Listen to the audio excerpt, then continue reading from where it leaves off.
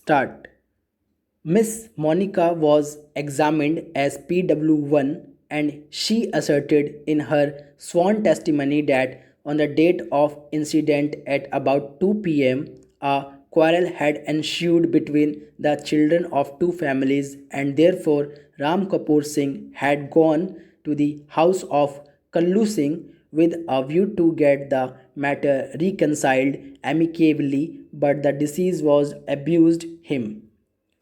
It is further asserted by her that at about 7 p.m. on May 30, 1983, when she, along with her deceased husband and son Ravi Kumar, was returning from market, they were accosted near the house of Kallu Singh, who was standing on the road in front of his house, and that the appellant, who was having a gun, had fired a shot at the deceased, as a result of which the deceased had fallen down on the road.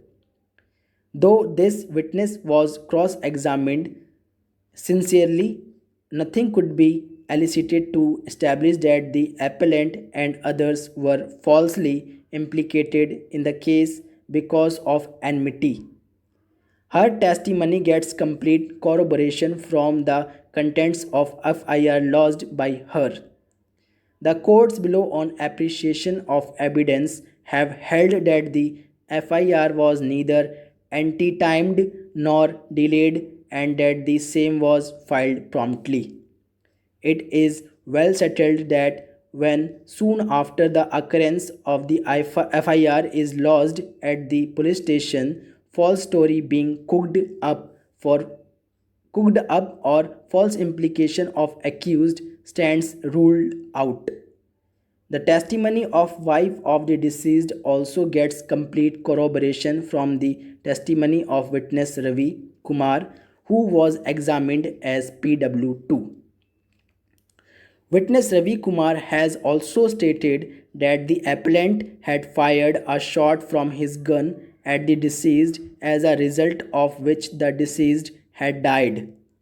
Though this witness was cross examined at length, no dent could be made in the assertion made by him that the deceased had died because of the gunshot fired by the appellant. It is well to remember that Mrs. Monica PW1 is the wife of the deceased, whereas Ravi Kumar is the son of the deceased.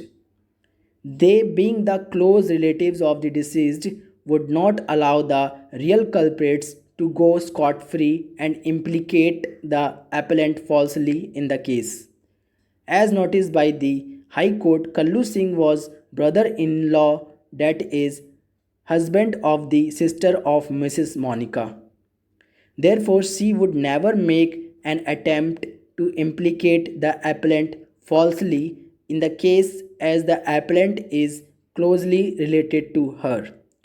It was easy for her to mention in her FIR and before the court that the shot was fired either by Kallu Singh, that is her brother-in-law, or by Vijaypal Singh, but she has not made any such attempt and attributed the firing of the shot only to the appellant.